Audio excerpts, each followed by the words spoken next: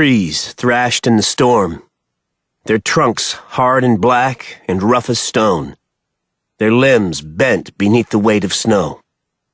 It was dark out, night. Between the trunks, a boy ran and fell and ran again. Snow melted against the heat of his body, soaked his clothing, then froze solid.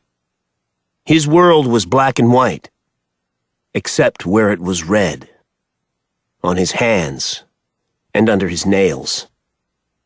Frozen to the blade of a knife no child should own.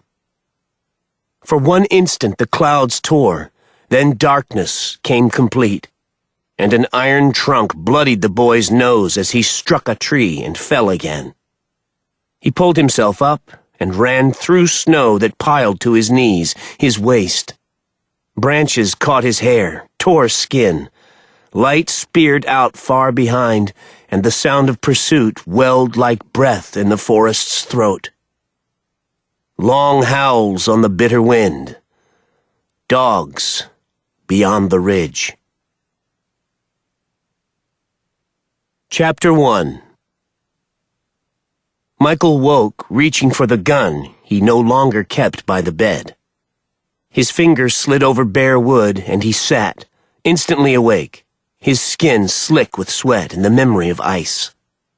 There was no movement in the apartment, no sounds beyond those of the city. The woman beside him rustled in the warm tangle of their sheets, and her hand found the hard curve of his shoulder. "You okay, sweetheart?" Weak light filtered through the curtains, the open window, and he kept his body turned so she could not see the boy that lingered in his eyes, the stain of hurt so deep she had yet to find it. "Bad dream, baby." His fingers found the swell of her hip. "Go back to sleep." "You sure?" The pillow muffled her voice. "Of course." "I love you," she said, and was gone. Michael watched her fade, and then put his feet on the floor. He touched old scars left by frostbite, the dead places on his palms and at the tips of 3 fingers. He rubbed his hands together and then tilted them in the light. The palms were broad, the fingers long and tapered. "A pianist's fingers," Elena often said. "Thick and scarred." He would shake his head. "The hands of an artist." She liked to say things like that, the talk of an optimist and dreamer. Michael flexed his fingers and heard the sound of her words in his head, the lilt of her accent, and for that instant he felt ashamed.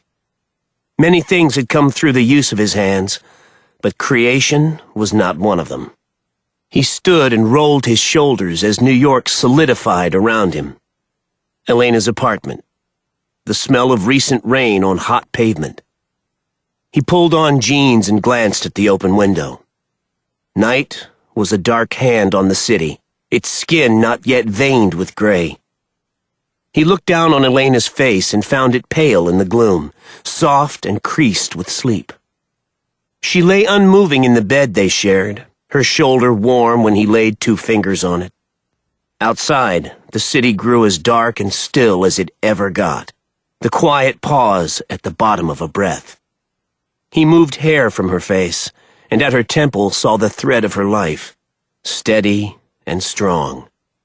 He wanted to touch that pulse, to assure himself of its strength and endurance. An old man was dying, and when he was dead, they would come for Michael, and they would come for her, to make Michael hurt. Elena knew none of this, neither the things of which he was capable, nor the danger he'd brought to her door. But Michael would go to hell to keep her safe. Go to hell. Come back burning. That was truth. That was real.